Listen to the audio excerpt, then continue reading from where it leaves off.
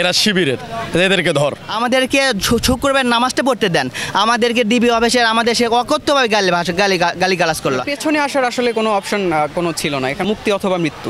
রুদ্ধশ্বাস রাত আর শত শত মৃত্যুর খবর।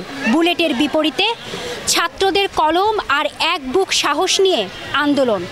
কেমন ছিল সেই মর্মান্তিক আন্দোলনরত দিনগুলো?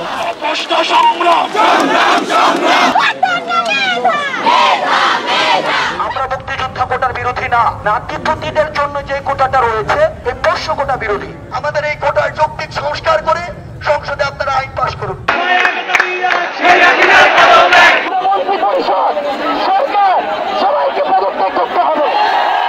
5ই আগস্ট সারা দেশের মুক্তিকামী জনতাকে ঢাকার উদ্দেশ্যে রওনা হওয়ার জন্য আমরা আহ্বান জানাচ্ছি। কোটা সংস্কার আন্দোলন থেকে শুরু হয়ে গণ অভ্যুত্থান, 18 তারিখে সেই মর্মান্তিক চিত্র আর বুলেটের সামনে ঝাঁঝরা হতে থাকা শত শত তাজা প্রাণ দেখতে পাচ্ছি চোখের সামনে যে আমাদের আন্দোলনে পুলিশ গুলি চালাচ্ছে। এইটা আসলে অনেক বিভীষিকাময় একটা মুহূর্ত। মানে আমি দেখতে পাচ্ছিলাম যে আমার ভাইরা সামনে গিয়ে তারা গুলি খাচ্ছে, আমরা সামনে আগাতে পারছি না। আবু সাইদের চোখে দেখা খুন কিংবা মুগ্ধর সেই কণ্ঠস্বর শত শত ছাত্রদের মনে করিয়ে দিয়েছিল এ লড়াই ন্যায় বিচারের, এ লড়াই দেশ রক্ষার। অলৌকিকভাবে মনোবল চলে এসেছিল যেদিন আমরা দেখলাম যে রংপুরে আবু সাইদ ভাইকে বুক চিতিয়ে গুলি করা হলো, যেভাবে আমরা দেখলাম মুগ্ধ ভাইয়ের ওপর আক্রমণ করা হলো, তাকে মারা হলো।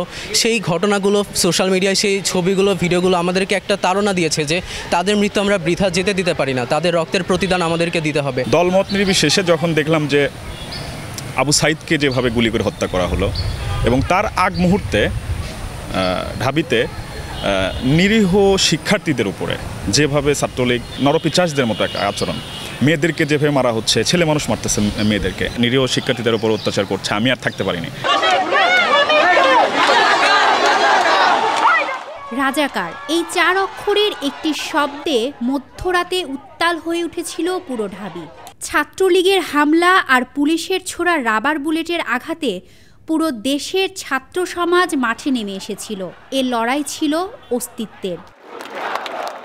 গত 18ই জুলাই আমার বন্ধু ফয়সাল হোসেন, আনোয়ার আর আমরা 3 জন যখন একত্রিতভাবে আন্দোলনে যোগদান করেছিলাম, তো সেখানে আমরা প্রথমত বাধার সম্মুখীন হয়ে আমাদের ক্যাম্পাসে এখানে টিয়ারশিল ছুড়ছিল পুলিশ, কিন্তু তারপরে আমরা বাধাকে অতিক্রম করে আমরা সাতমাথার দিকে অগ্রসর হই। তো লড়াইয়ের এক পর্যায়ে বন্ধু ফয়সাল ওর চোখে একটা গুলি লাগে, আমরা তৎক্ষণাৎ ওকে নিয়ে অ্যাম্বুলেন্স নিয়ে সরাসরি হাসপাতালে যাই। ওর যে চোখের সমস্যা হয়েছিল, চোখ মানে একটা চোখ অন্ধ হয়ে গেছে। চূড়ান্ত বিজয় না হওয়া পর্যন্ত আমরা মাঠ ছাড়ব না, এরকম একটা আমাদের মনে স্পৃহা চলে আসে। তরুণদের রক্তে রঞ্জিত ছিল রাজপথ, আর জাতীয় পতাকা হাতে মিছিলে গিয়ে আর ফেরা হয়নি শত শত যুবকের।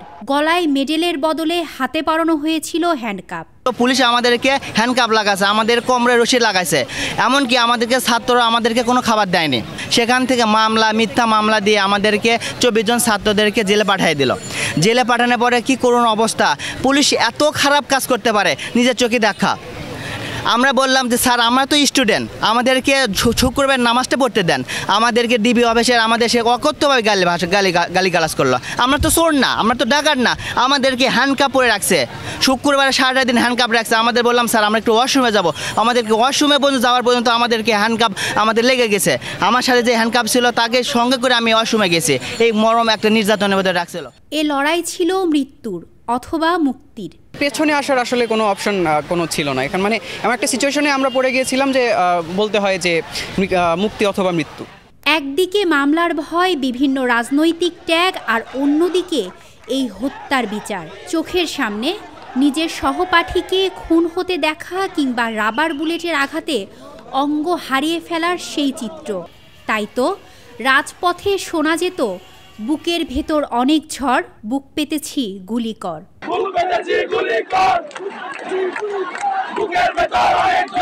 বগুড়াতে থাকতেই পারিনি, ওটা প্রথম যেদিন কারফিউ জারি হয় সেদিন আমি বগুড়া ত্যাগ করি।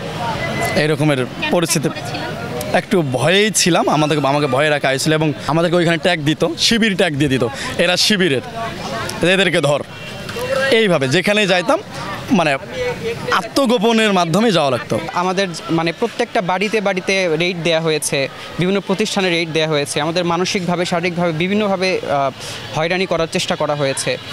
তবু এই রক্তক্ষয়ী যুদ্ধের পর ছাত্র সমাজ এনে দিয়েছে সেই কাঙ্ক্ষিত স্বাধীনতা।